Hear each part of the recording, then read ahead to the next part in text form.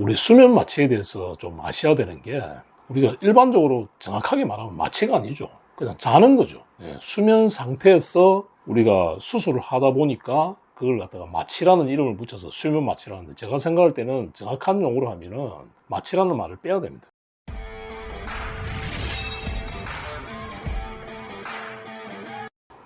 네, 원장님 안녕하세요. 네.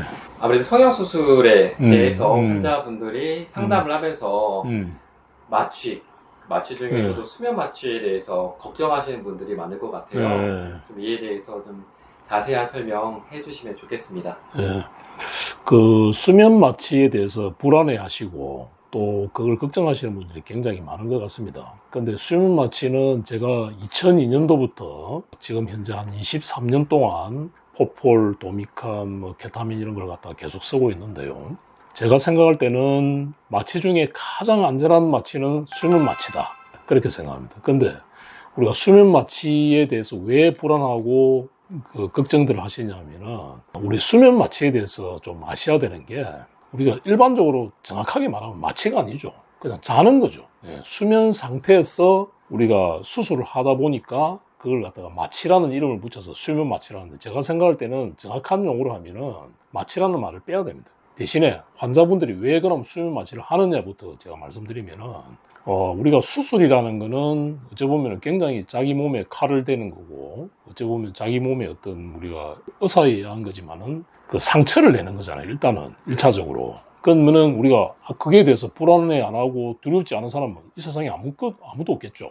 그래서 우리가 수술한다 하면은 그 며칠 전부터 잠 못 자시는 분도 계시고 불안해갖고 계속 또 수술을 연기하는 분도 있고 또 심지어 내일 수술하겠으면 오늘 저녁에 불안해서 수술을 또 취소하시는 분도 있습니다. 그게 뭐냐면은 이제 시중의 매스컴이라든지 이런 데서 너무 그게 부정적인 면을 너무 막 부각시키다 보면은 사람이 두려울 수밖에 없거든요. 근데 사실은 수면 마취는 제가 생각할 때는 마취가 아니고 자는 거다. 단 자는 거를 우리가 한번 생각해 보시면은 우리가 얕게 자느냐 깊게 자느냐 그 차이라고 보시면 됩니다. 근데 우리가 깊게 자게 되면은 정말 깊게 자시는 분들은 우리가 수면 무호흡증이라는 말이 있잖아요. 그 정도로 올 수도 있거든요.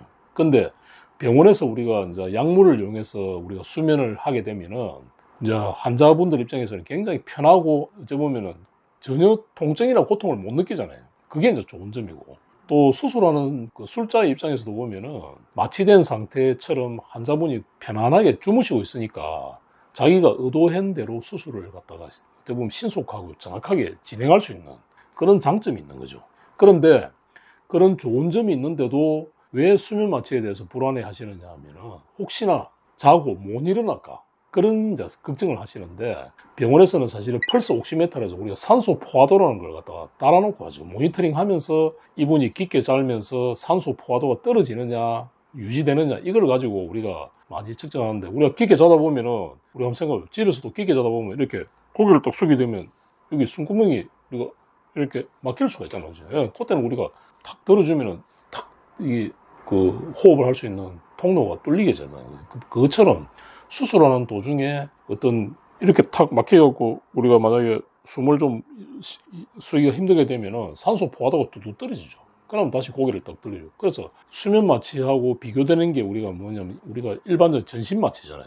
전신 마취, 척추 마취 뭐 이런 게 있는데 전신 마취 같은 경우는 우리 기도 삭관을 넣어서 우리가 환자분이 호흡을 스스로 하는 게 아니고 기계에 의해서 우리 호흡하도록 만드는 게 전신 마취잖아요. 그게 도리어 삭관을 빼고 났을 때 자기 호흡이 안 돌아오시는 분도 있고 그 다음에 전신 마취를 하고 나면은 특히 문제가 되는 게 뭐냐면 내 몸에 있는 내장, 소화기관을 다 마취하는 거거든요.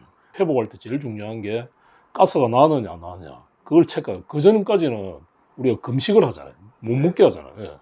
그러니까 그만큼 장도 다 마비가 된다는 거지. 전신 마취는. 대신에 수면 마취는 우리가 자는 거다 보니까 자는 사이에 국소 마취를 하고 절개할 부위를 국소 마취해서 시술하다 보니까 어쩌면 굉장히 안전한 우리가 마취죠. 근데 그거를 사용하시는 의사들은 이제 병원이라든지 이런 데서 그걸 갖다 이제 잘못 사용한다든지 또 요즘 이제 사회적으로 문제가 되고 있는 수면 장애 환자들이 워낙 많다 보니까 그 수면 마취를 통해서 푹 자고 나면 개운한 그런 걸 하다 보면 그게 이제 나중에 혼합용을 하다 보면은 중독이 될 수 있다는 거죠. 그게 이제 이제 최고 이제 지금 사회적으로 문제가 되고 있는 건데, 실제로 제가 23년 동안 이 수면 마취를 하면서 느낀 거는 정말 안전한 마취다. 그러니까 제가 하루 종일 수술하면서도 하루 종일 환자분이 자고 있는 사이에 제가 할 수 있는 걸 다 할 수 있다. 그리고 딱 그 마취제를 깨는 순간에 5분 뒤에 환자분은 눈을 딱 뜨고 바로 걸어서 나갈 수 있을 정도니까, 그런 마취는 뭐 어찌 보면 우리 수술하는 입장에서도 굉장히 좋은 마취라고 저는 그렇게 생각을 합니다. 갑자기 드는 생각이, 네.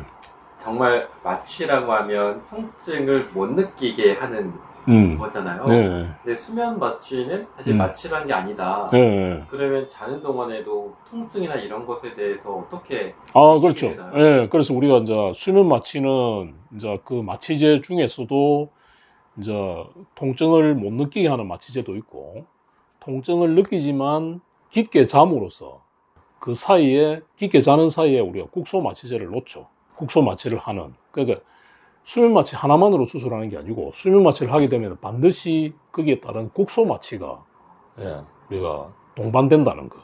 대신에 고객 환자분은 자고 있기 때문에 수술할 때 그 뭐 들리는 뭐 소리라든지 또 조작하는 그런 어떤 행위라든지 이런 거를 전혀 느끼지를 못하죠. 그러니까 이제 안심하고 푹 자는 거죠. 그게 조금 수면 마취의 장점이라고 할 수 있겠습니다. 안심하고 수면 마취하고 네, 내가 예뻐지기만을 기다리면 된다. 자고 일어나면, 그래서 제가 고객분한테 항상 하는 이야기가, 걱정하지 말고, 고객분들은 다 식은땀도 흘리고 떨고 불안해 하시거든요. 그래서 제가 해드리는 말씀, 그냥 자고 일어나면 다 돼 있다. 푹 그냥 자라.